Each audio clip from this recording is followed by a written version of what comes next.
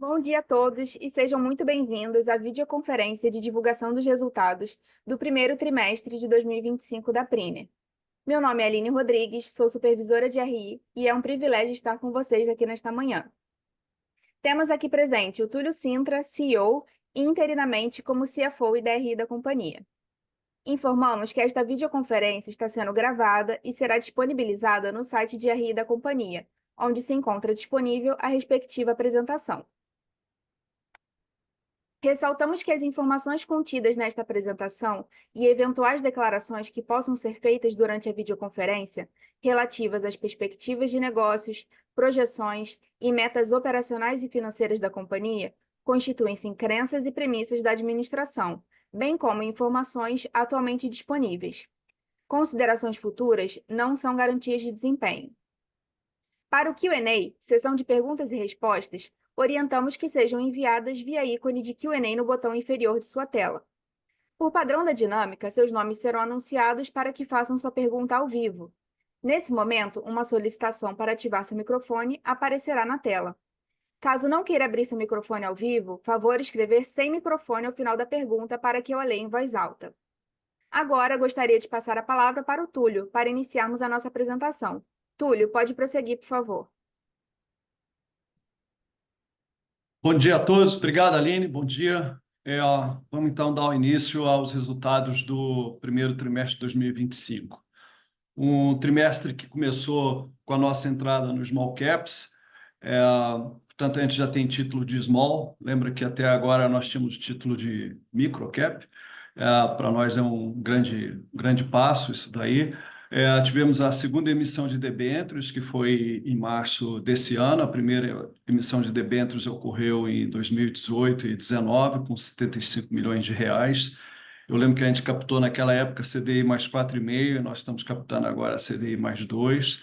Naquela época eram 2 anos de carência, nós temos agora 5 anos, então realmente mostrou uma melhoria impressionante da credibilidade da companhia. Tivemos um lucro líquido em relação ao primeiro tri do ano passado, que foi quase o dobro, né? Nós tivemos realmente um resultado de primeiro tri com primeiro tri muito expressivo. Eu vou falar sobre o quarto tri para o primeiro tri. A nossa receita líquida de 368 milhões de reais. Aqui eu posso deixar o fato de que quando nós abrimos essa companhia, o segundo ano, que foi pós-pandemia, nós fizemos 400 milhões no ano. Então, nós estamos aí apenas 4 anos depois do Covid, nós estamos fazendo o que nós fazíamos em um ano, nós fazemos em um trimestre, e ainda assim um trimestre que é o trimestre mais baixo da companhia, que geralmente é o primeiro. O EBITDA, nós fizemos 40 milhões. Também gosto de lembrar, a gente gosta de analisar a Priner como filme, não como fotografia. 40 milhões de reais foi o EBITDA que nós fizemos em 2021. Hoje a gente faz e faremos mais do que isso por trimestre. Nos trimestres passados nós já fizemos 60, então realmente a empresa está em evolução. ROIC da companhia, nós tínhamos uma prática de sempre calcular o ROIC com a alíquota cheia, que é de 34%, mas o de fato, que foi a alíquota efetiva, ou seja, o EBIT menos a alíquota efetiva, menos o valor absoluto que foi pago dos impostos, nós entregamos 13,9%. Eu vou mostrar um gráfico para vocês que ilustra como que isso tem se comportado de 2022 para cá. Podemos passar para o próximo slide, Aline? Aqui, assim, nós temos muitas perguntas dos acionistas, como é que faz para analisar a Priner? A Priner tem um comportamento sazonal, porque nós somos dominantemente uma empresa de serviços no segmento de commodities, mineração, óleo e gás, papel, celulose, etanol, e as commodities têm ciclos. As plantas elas têm intervenção de parada, de manutenção por ciclos. Nós abandonamos, ou, na verdade, nós reduzimos muito aquele período nosso que era de contratos longos, estáveis, de puro OPEX, o tempo todo, com andaime, pintura e isolamento. Hoje nós temos 30 famílias de serviços e elas têm interferências distintas ao longo da vida da planta. Então, a representatividade, vocês observem nesse gráfico, a parte azul escura é o ano de 2021, o quadrinho cinza mais escuro, imediatamente acima, 22, 23 e 24. E aí é o percentual da receita trimestral sobre a receita do ano. Observem que, ao longo, desde 21 para cá, todos os primeiros trimestres são inferiores ao segundo, que vem sendo inferior ao terceiro, que vem inferior. Isso, com poucas exceções, esse é o comportamento da companhia. Então, não é uma companhia que nós podemos fazer análise. Eu sei que muito analista gosta de fazer anualizações. Não se faz analisações pelo quarto, nem pelo tri, nem pelo primeiro. O modelo mais adequado, que é mais assertivo de análise da companhia, são de leituras anuais. Podemos passar. Aqui eu queria trazer à luz aquele tema do ROI, que eu acabei de mencionar, porque aqui eu estou utilizando a alíquota efetiva, tá? Ao invés da alíquota cheia. Aqui é o que de fato foi recolhido. Então, eu fui lá em 2022, é covardia ir para 21 e para 20, porque o Covid distorce demais os números. E observem o seguinte: o imobilizado nosso subiu 214%, o capital investido subiu 250%, e observem que ao longo de 23 nós fomos para 17, ao longo do terceiro tri do ano passado nós tivemos 19, 17. Então, nós fizemos um imenso investimento na companhia e os números mostram que nós não erramos nos investimentos. Nós temos sido muito assertivos nos investimentos.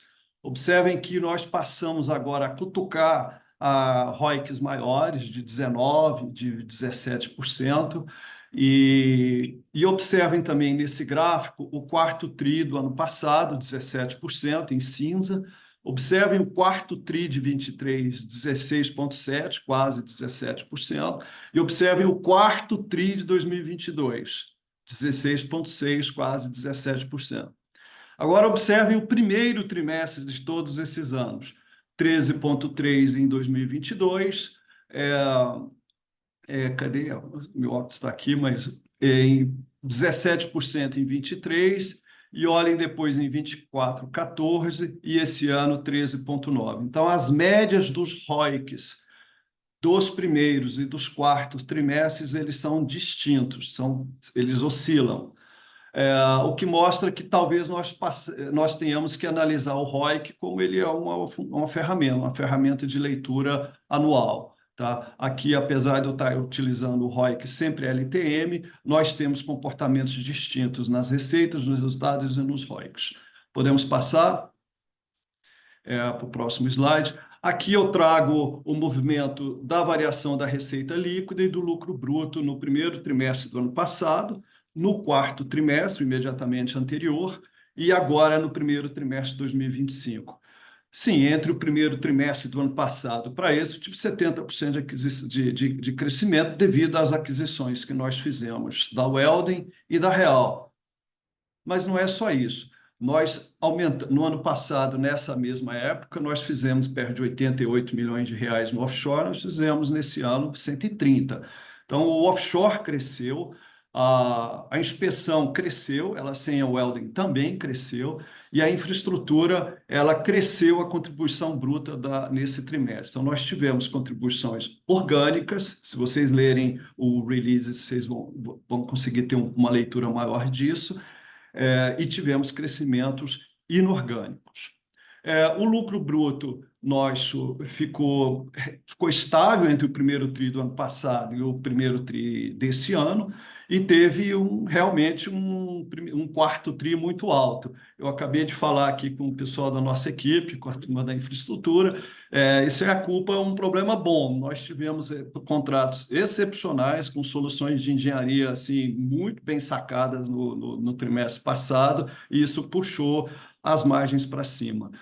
Nós tivemos o cuidado de explicar no release que não pode ser tratado esses tipos de contrato como extraordinários, não recorrentes, porque isso reflete o perfil de obras de soluções de engenharia que a companhia persegue, e teremos isso ao longo do ano de 2025. Podemos passar. Aqui a gente está o tratamento da leitura do lucro líquido. Nós tivemos, então, portanto, no ano passado, um EBITDA de 11,5. Esse ano nós tivemos uma queda de 10,9. Aqui, de novo, é difícil ficar dando explicação, mas nós tivemos impactando o EBITDA PDD, que há muitos anos não conhecíamos PDD na companhia. Tivemos despesas do ano passado que migraram para esse ano que nós não tínhamos dado conta, que eram algumas importações temporárias de equipamentos e ajuste de preço para maior no laboratório que nós adquirimos há 2 anos. Então, isso gravou um pouco mais de 3 milhões e nós tivemos também, isso é importante, passou a gravar o lançamento do incentivo de longo prazo, que passou a ser uma despesa recorrente, né? E nós não tínhamos ano passado isso. O ILP foi aprovado em novembro e tivemos o início da reoneração da folha. Então, a comparação sozinha do primeiro TRI de margem para o primeiro desse ano para o ano passado não é straightforward, porque nós passamos a ter um conjunto de despesas que nós não tínhamos no ano passado, como o ILP e a reoneração da folha. No passado não tinha PDD, nós tivemos PDD esse ano, então isso mudou um pouquinho, mas ainda assim nós mantivemos muito próximo da margem. Olhando em números absolutos, a gente saltou 61%. Lucro. O lucro, bom, eu fico olhando esse gráfico aqui, saindo de 21 para 4, eu não sei o que explicar, né? A não ser dizer, senhores, nós temos uma sazonalidade expressiva na companhia e no ano passado nós tivemos a conclusão de obras na infraestrutura, assim como na montagem, que foi a montagem faz muita obra por medição por milestone. Então, uma vez concluída, ela recebe aquele faturamento com custos que já haviam lançados, isso puxa muito as margens, tá? Isso deve ocorrer esse ano novamente. Se vocês observarem as margens do primeiro TRI, vão continuar melhorando ao longo do ano, tá? Então, nós tivemos, de fato, uma melhoria de primeiro TRI para primeiro TRI, mas comparativamente a quarto TRI para primeiro TRI, nós tivemos realmente contratos muito altos no trimestre passado e enfrentamos a sazonalidade do primeiro TRI. Podemos passar. Aqui, a primeira leitura é que nós tivemos uma explosão da alavancagem. Essa explosão não ocorreu. O que ocorreu? Dado que nós sabíamos que teríamos as debêntures ao longo do trimestre, nós interrompemos abruptamente as antecipações de recebíveis. Então, as antecipações de recebíveis, elas saem do contas a receber, elas são gravadas lá na companhia, nas DFs vocês podem visualizar, mas elas tinham ali perto de 0,5 ponto de alavancagem que contribuíam pela disponibilidade do caixa na companhia. Como que nós fazíamos isso? Para cálculo de alavancagem, nós pegávamos o custo da antecipação e deduzíamos do EBITDA. Então, o custo da antecipação entrava como um fator redutor no EBITDA para o cálculo da dívida líquida sobre o EBITDA. Dado que nós interrompemos de uma vez isso, nós passamos a ter menor despesa financeira, porque eu fiquei com menos valores antecipados, mas eu fiquei com uma disponibilidade de caixa menor. Obviamente que em números absolutos, dada a emissão das debêntures, nós estamos muito bem de caixa, a gente está com mais de 300 milhões de reais em caixa, mas isso gravou como uma elevação de percepção de elevação de dívida, né? De alavancagem. CAPEX. CAPEX aqui é uma boa notícia para o primeiro TRI, para quem está vendo aquela queda de lucro, a gente consegue mostrar algumas coisas positivas também. Nós encerramos o nosso ciclo de investimentos muito altos na companhia em renovação de frotas e de equipamentos de acesso. Então, nós vimos com um histórico de 20, 25 milhões a cada trimestre. Vocês devem estar observando que isso foi reduzindo. Nós tivemos 13 já no ano passado, aí foi para 20 milhões no terceiro TRI do ano passado, caiu para 20 e agora chegamos a 6 milhões. Nós estamos nos aproximando, já estamos no fim do grande CAPEX que a companhia tem. Então, nós passaremos a ter agora crescimentos orgânicos fortes, mas não necessariamente acompanhados daquela carga de CAPEX que tem sido o nosso histórico ao longo desses últimos 4, 5 anos. Tá? Podemos passar. Aqui, já aproximando do final, esse é o último slide, eu queria separar em 3 tópicos, sobre o primeiro TRI de 25, sobre os resultados e sobre o ano de 2025. Sobre o primeiro TRI, nós tivemos conquistas expressivas no contrato, nesse primeiro TRI. É muito raro um primeiro TRI, olha que eu coloquei aí na frente, na última coluna embaixo, o histórico das conquistas, podia ter colocado ali, mas não cabia. Então, nós saímos de cento e poucos milhões para quase 600 milhões de reais comparativamente a 2022. Foi quase 2 vezes mais do que de 23 e quase 5 vezes mais do ano passado.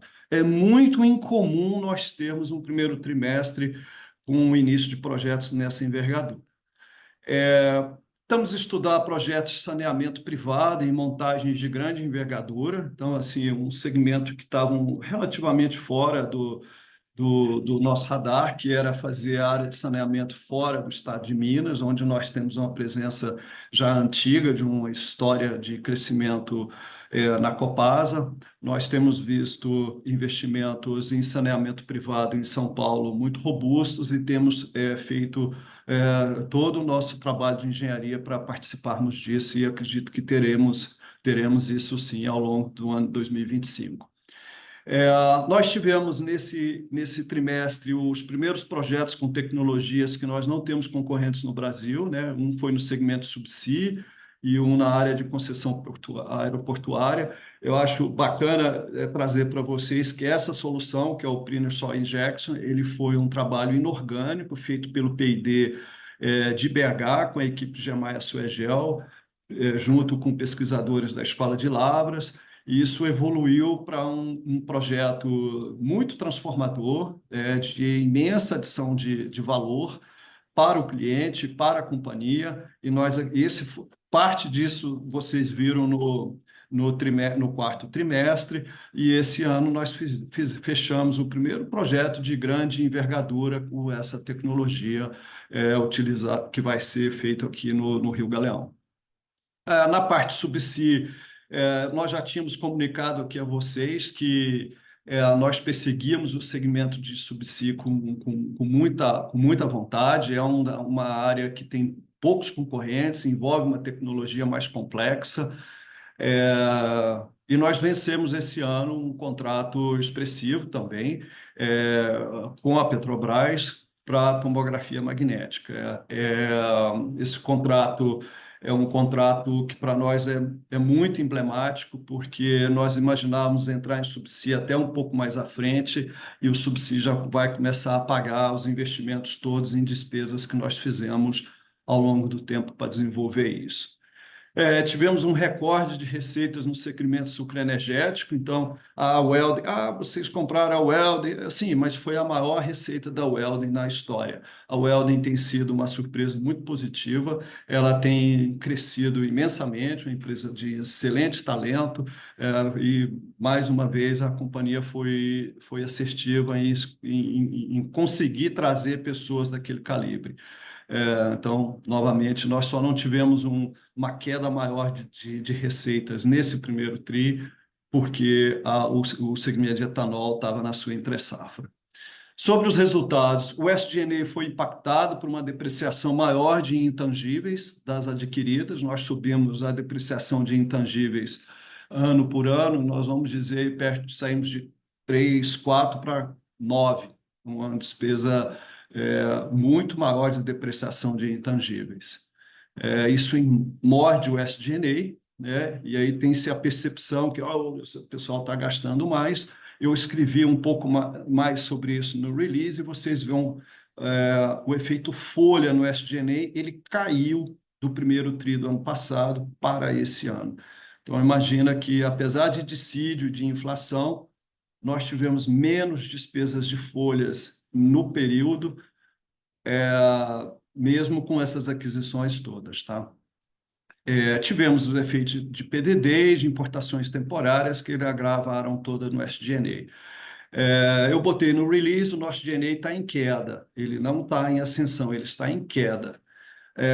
As iniciativas da Unidade de Engenharia de Integridade e Inspeção, que tem elevado historicamente as despesas dela ao longo dos últimos 3 anos, esses benefícios passam a vir a partir de julho. Vocês vão ver que junho, julho, e aí por um período longo, eu espero para sempre, nós vamos passar a ter benefícios muito maiores desses investimentos que foram feitos em tanta essa unidade é uma fábrica de novas ideias e de novas tecnologias, e obviamente que a companhia tem que apoiar, tem não, faz questão de apoiar e fomentar esses desenvolvimentos todos.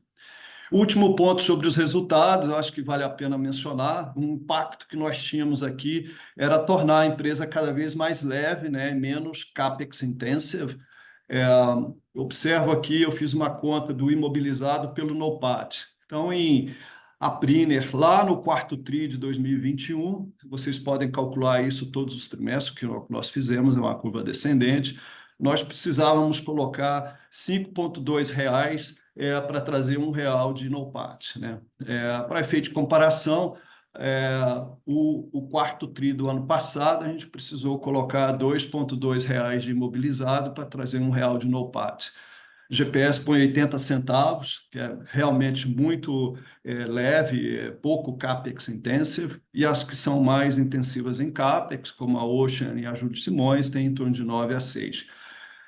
O primeiro TRI desse ano, como teve a queda do NOPAT, foi para 2,6, mas a mensagem é a seguinte: nós já precisamos fazer, já foi necessário fazer um cheque de R$ 5 para gerar um valor de um NOPAT, hoje a gente faz um de 2 e vai cair ao longo do ano. Então, isso mostra o quanto a companhia tem adicionado valor com menos imobilizado. Sobre 2025, os segmentos de mineração e saneamento apontam para o início de grandes projetos no terceiro TRI desse ano. Acho que já em julho nós temos grandes projetos e eles vão atravessar 26, 27. Por algum motivo, talvez até conectado com a sorte, né, de eleições em 2026. 2026, o Brasil vai passar por um período baixíssimo de desemprego, porque vai haver um volume de obras muito expressivo nessas áreas. Está tendo a retomada dos projetos RENEST e do Comperj, eles vão entrar em pico em 26, assim como esses grandes projetos de mineração e saneamento vão entrar em pico ano que vem também, mas todos terão início esse ano. A gente estima esse ano uma expansão orgânica muito maior do que nos anos anteriores. Lembra que no ano passado, nessa mesma data, eu vinha falando que o segundo semestre nosso seria mais forte e que nós teríamos uma presença maior de M&As em relação ao orgânico. Esse ano, eu acredito, dada a nossa alavancagem, a gente não vai sair fazendo grandes aquisições sem muita equação financeira, sem muito planejamento financeiro. O nosso crescimento orgânico será expressivo, vai ser mais concentrado daqui para frente, e a seletividade das aquisições vão ter que passar no crivo das nossas alavancagens. Eu acredito muito nos projetos que estão em curso, e acho que essa alavancagem vai cair numa velocidade bastante rápida, permitindo a gente nós darmos cabo aos projetos de M&A que estão em curso. Então, assim, eu encerro essa apresentação e estou aberto às perguntas de vocês. Agora daremos início à sessão de perguntas e respostas. Pedimos por gentileza que os façam todas as perguntas de uma só vez, aguardando a resposta da companhia. Lembrando que, para fazer perguntas, orientamos que sejam enviadas via ícone de Q&A no botão inferior de sua tela. Por padrão da dinâmica, seus nomes serão anunciados para que façam sua pergunta ao vivo. Nesse momento, uma solicitação para ativar seu microfone aparecerá na tela. Caso não queira abrir seu microfone ao vivo, favor escrever sem microfone ao final da pergunta para que eu a leia em voz alta. A nossa primeira pergunta é do Matheus Santana, analista sell-side da XP. Por favor, ativar o microfone dele. Oi, Túlio, bom dia. Eu queria tocar aqui um pouco no tema da alavancagem, que eu acho que é um tema que você já explorou bem, só para tirar algumas dúvidas a mais aqui. Assim, grande parte a gente vê que é explicado ali por causa da linha, no parte do capital de giro, na linha de contas receber, né? Que tem toda essa mudança em relação aos adiantamentos de recebíveis. Eu queria saber um pouco melhor o que que dá para esperar para os próximos trimestres em termos dessa alavancagem, que nível ela vai se manter. Também pensando, acho que a mesma pergunta no termos do capital de giro. Obrigado. Ah, essa alavancagem é cadente daqui para todos os meses, Matheus. Eu acho que nós atingimos o pico dela agora e nosso orçamento aponta para fechar o ano, voltar para 1,8. É, nós não precisamos fazer, dada a nossa disponibilidade de caixa, eu não preciso fazer antecipações de recebíveis, apesar das antecipações recebíveis terem caído um pouco o valor, eu não preciso fazer. Então, nós estamos convencidos que a gente, sem nenhuma operação, nós vamos conseguir voltar para baixo de 2, antes do final do ano. Tá? Então, sim, sempre tenho a possibilidade de fazer antecipações de recebíveis para um investimento muito expressivo que a gente venha a fazer, talvez em um M&A menor, que caiba dentro da nossa alavancagem. Mas nós não temos visibilidade para, desculpa, previsto voltar a fazer essas antecipações é, na monta que eram feitos e nós não precisaríamos fazer para esse ano para cairmos a nossa alavancagem. Se fizermos, a alavancagem cai mais rápido ainda. Ficou claro aqui, Acho obrigado. que eu sei que é sempre uma dificuldade fazer a modelagem disso, mas observem que nós publicávamos esse indicador reduzindo os juros da antecipação, Matheus. Não, tudo certo aqui, Túlio, ficou claro, obrigado. A próxima pergunta é do Christian Kellet, da Alphakey. Ele diz: pode dar um update sobre a Real e Gemaia e como está o pipe de propostas para o ano dessas companhias? Sobre a Sabesp, existe alguma possibilidade de prestar serviço para eles?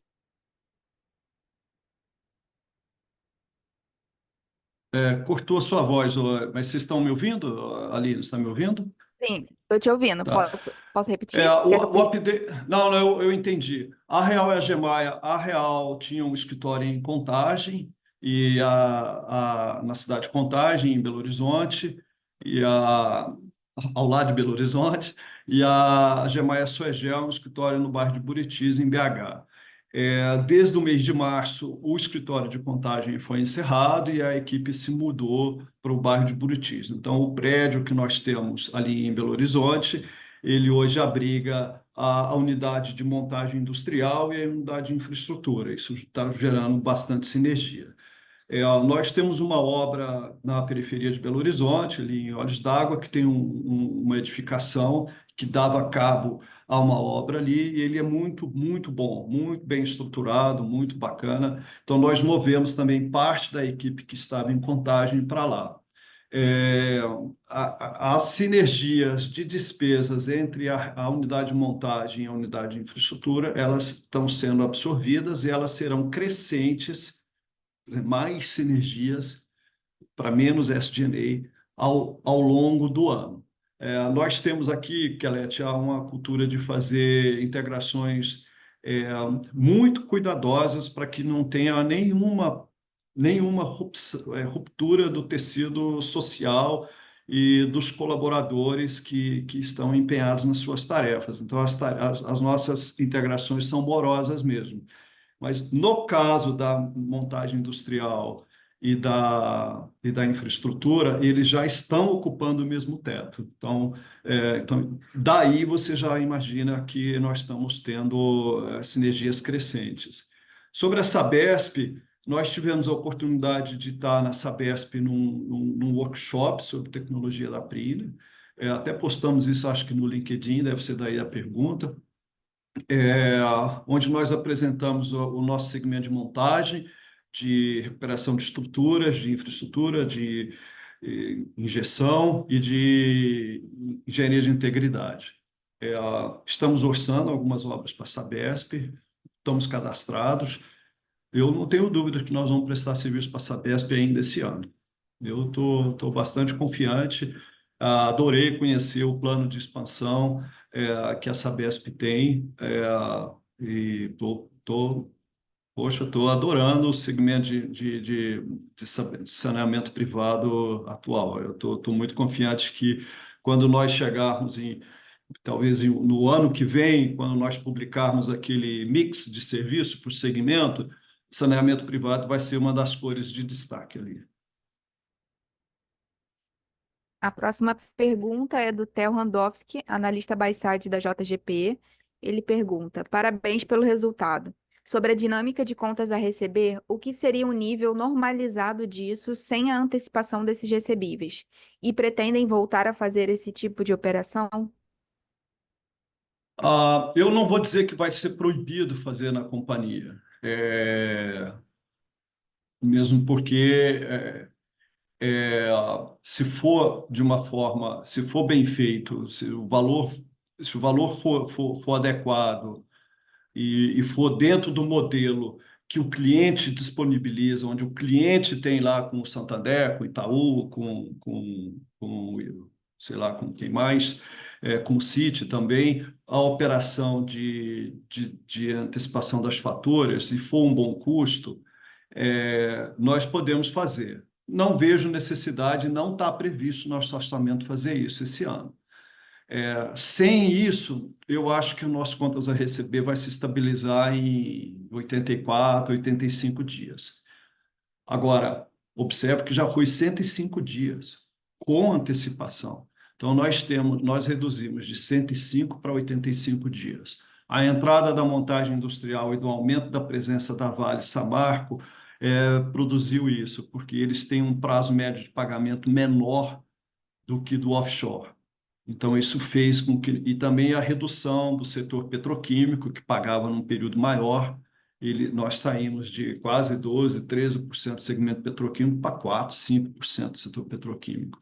Então, hoje, eu diria que o nosso prazo médio de recebimento vai ficar em 85 dias, com tendência a estabilizar. Theo. A próxima pergunta é do Pedro Tínio, analista sell-side do Itaú BBA. Por favor, abrir o microfone dele. Bom dia, Túlio, tudo bem? Obrigado, viu, pelo espaço para Diego. poder fazer uma pergunta. Eu queria só explorar, Túlio, quando a gente olha, né, tua margem EBITDA, ano contra ano. No ano ficou super clara a questão da sazonalidade. No ano contra ano, a gente vê que esse tri a gente teve uma pequena queda, né, uma pequena contração. Tiveram alguns fatores não recorrentes, né, que acabaram atrapalhando um pouco o resultado de vocês. Mas eu queria só entender como que a gente pode pensar para o resto do ano, essa evolução pensando no ano contra ano, né, dado que tem vários ventos de cauda que é a favor, né, que deveriam ajudar, que nem você comentou, né, o aumento da produtividade por funcionário, redução, né, de folha também por funcionário.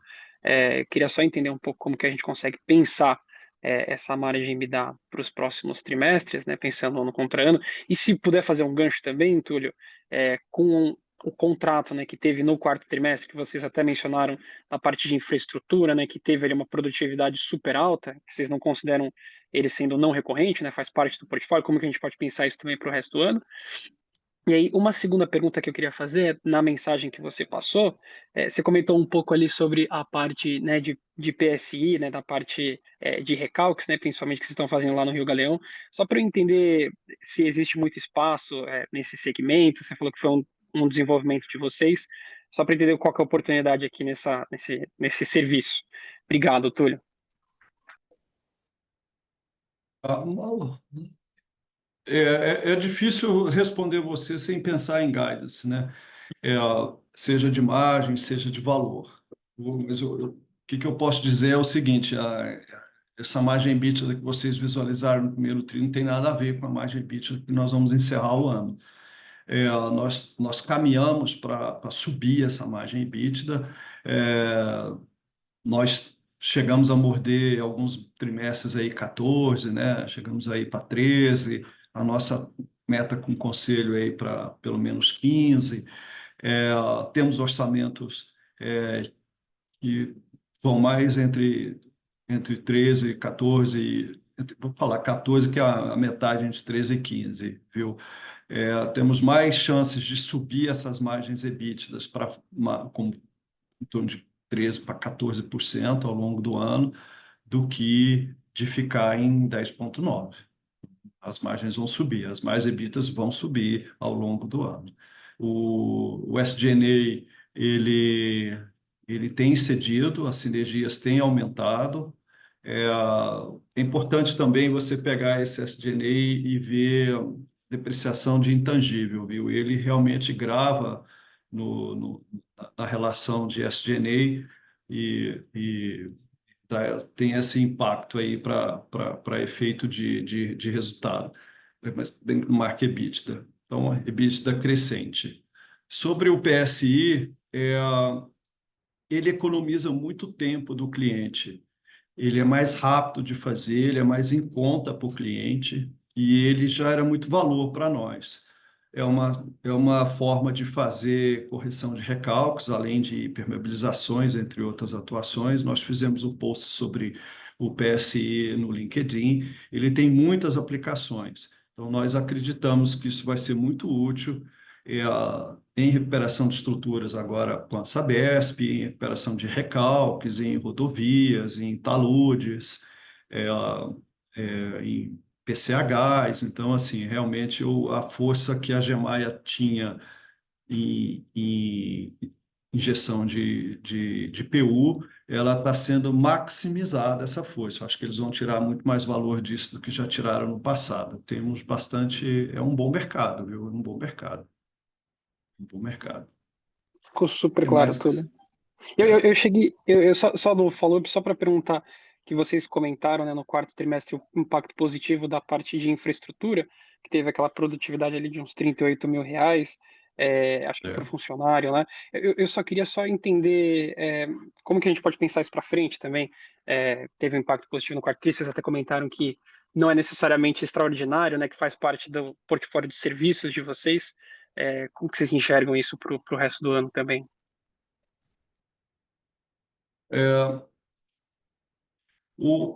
Observem que nas demonstrativos, o demonstrativo é feito por Enes, né? Eu não sei até a linha que a Cíntia está abrindo, mas a contribuição da unidade de infraestrutura no ano passado foi muito expressiva. O quarto tri do ano passado, eles fizeram uma margem líquida de um pouco mais de 30% e margem EBITDA acho que a gente abre até o lucro bruto, a Cíntia está me respondendo. Mas eles fizeram, em 3 meses, eles fizeram quase R$ 20 milhões de lucro líquido nesses projetos e fizeram uma média de R$ 40 mil por funcionário. E realmente foram projetos incríveis. Para o cliente, eu estou sendo repetitivo nisso, para o cliente foi mais em conta. A tecnologia é que fez bastante diferença. Eu tenho acompanhado o pipeline dos orçamentos e a engenharia da unidade de infra.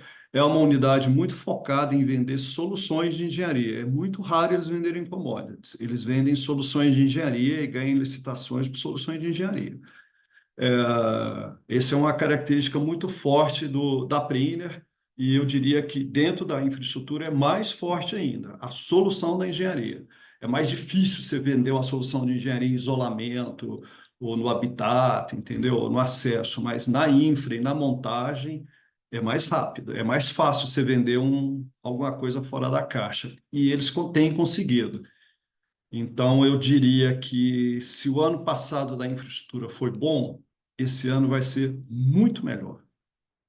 Eu espero que a infraestrutura esse ano deva fazer mais de 50% melhor do que eles fizeram no ano passado. Essa é a nossa expectativa. Ô, Túlio, muito obrigado, viu? É.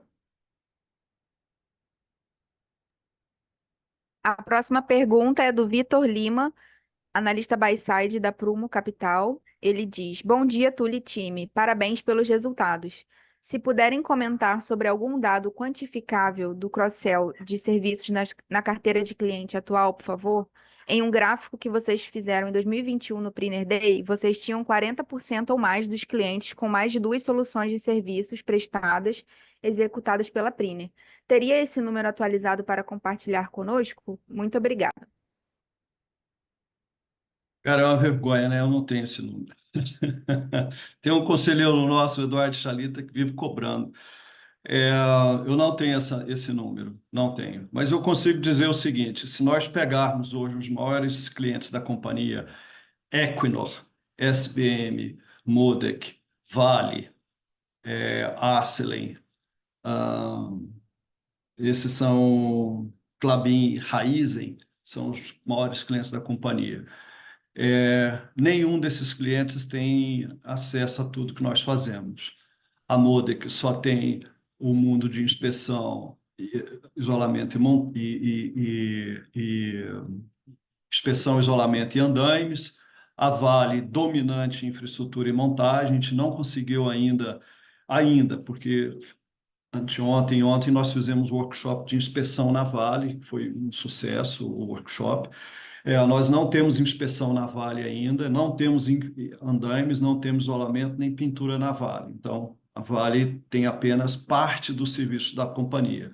A Raizen só tem o mundo de inspeção, a Klabin só tem o mundo de andaimes, é, então, assim, nós temos, eu diria que grande parte dos nossos clientes tem 2 serviços nossos, 3 serviços nossos. Nós temos uma família, a última vez que a Flávia do marketing contou, nós tínhamos perto de 70 serviços. Então, eu vou me comprometo a fazer essa conta para vocês. É uma conta que eu não tenho ainda, não tenho. A Mas isso próxima pergunta é bom porque eu sei que tem muito espaço para crescer. Só o mundo de inspeção entrando em mineração e vale é uma outra unidade de inspeção lá dentro, tá?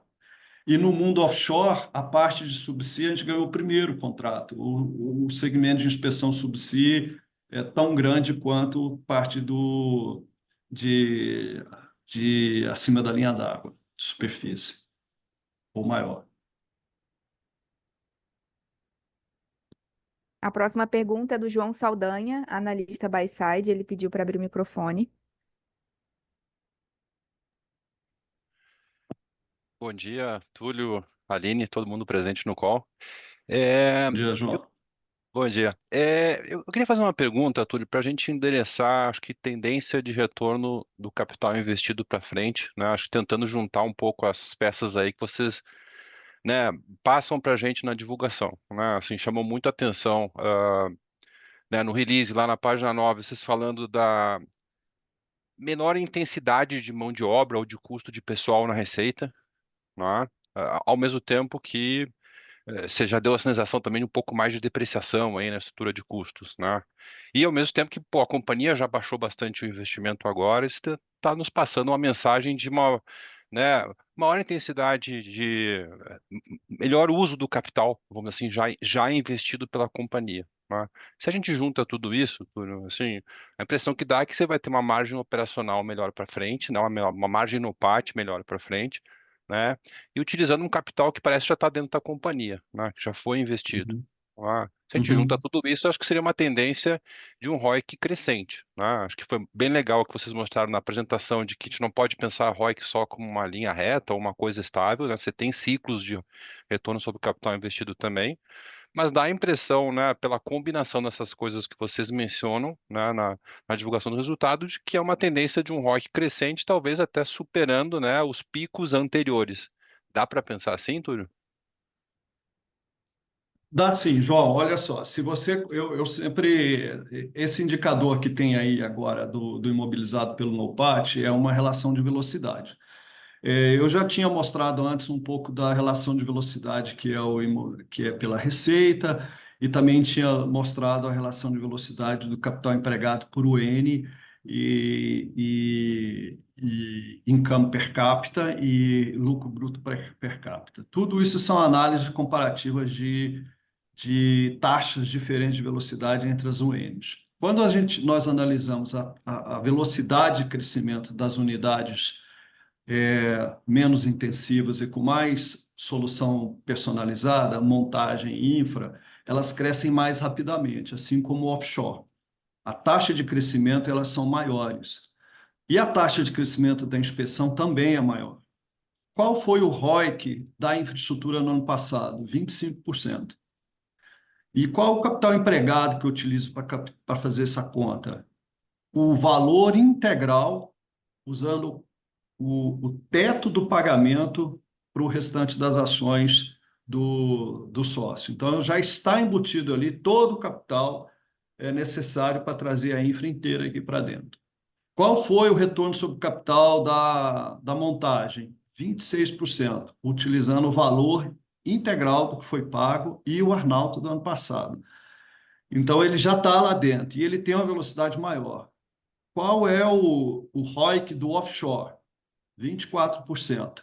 E ele tem uma taxa de crescimento maior do que as atividades onshore da área de serviços industriais.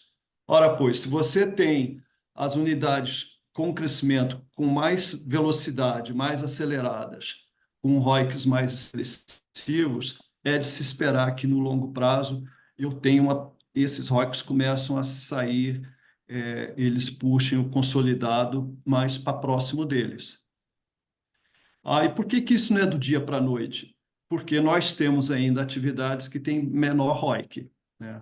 Que tem um capital empregado maior, e que é a parte de andaimes, eles têm muito capital empregado. Pensa que nós temos 280 milhões de reais de imobilizado hoje, João. Eu tenho 200 e poucos milhões em acessos. Então, é mais difícil rentabilizar isso e ele cresce mais morosamente. Agora, ele é a porta de entrada para vários serviços. E eu tenho a incompetência de não conseguir refletir as portas que eles abrem dentro do valor deles. Deveria, né? Então, dado essa minha explicação, é o seguinte: as unidades e os serviços que mais crescem têm ROIC muito expressivo. A companhia caminha, sim, para um ROIC acima de 18%. Tá ótimo. Muito obrigado. Caminha.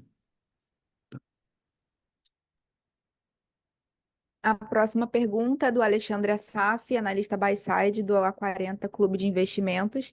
Primeiro ele diz: poucas vezes interagi com um profissional tão apaixonado por uma empresa como Marcelo era pela Priner. Era uma pessoa extraordinária. Meus sentimentos à família e à Priner. Agora a pergunta dele: Obrigado. é possível e estamos perseguindo a conquista de projetos âncoras com valores grandes e prazos longos que pudessem minimizar a sazonalidade comum do negócio? Exemplo, Vale. Asaf, obrigado pela pergunta. Sim, estamos. Os projetos de montagem, diferentemente de outros projetos, eles têm um período mais longo. E os projetos que nós temos vencido agora com a área de SI, na parte de onshore, eles também têm um período mais longo. Salvo a gente ter uma surpresa de um quarto trimestre desse ano tão forte quanto foi ano passado, eu acho que vai ser maior, mas eu não sei se vai ser uma diferença tão grande quanto foi, mas será melhor do que do ano passado. Mas nós vamos entrar em 2026 com contratos de montagem e de offshore e de inspeção subsea e da entre-safra do ano que vem. Eu não espero, não estou dando um gás nesse, mas eu não espero essa percepção de sazonalidade do quarto tri para o primeiro tri, igual nós visualizamos esse ano. Eu espero, sim, vai ter, mas não vai ser essa queda, porque os projetos, tipo Vale, como você mencionou, e tem Samarco, tem outras mineradoras, Minas Gerais tem, sei lá, dezenas, centenas de mineradoras. E nós temos feito o que podemos para aumentar a presença nesse segmento. Eu acredito que nós vamos entrar em 2026 com uma velocidade maior da companhia e não vai ter essa redução de velocidade abrupta de dezembro para janeiro. Para o ano que vem, estou dizendo. Isso não, eu acho que vai ser vai ter, mas não vai ser como vocês estão visualizando nos últimos anos, não, Asaf. Lembrando que para fazer perguntas, orientamos que sejam enviadas via ícone de Q&A no botão inferior de sua tela. Por padrão da dinâmica, seus nomes serão anunciados para que façam sua pergunta ao vivo. Caso não queira abrir seu microfone, favor escrever sem microfone ao final da pergunta para que eu a leia em voz alta. Não havendo mais perguntas, encerramos a sessão de perguntas e respostas. A videoconferência de resultados referentes ao primeiro trimestre de 2025 da Priner está encerrada. O Departamento de Relações com Investidores está à disposição para responder as demais dúvidas e questões. Muito obrigado aos participantes e tenham um ótimo dia.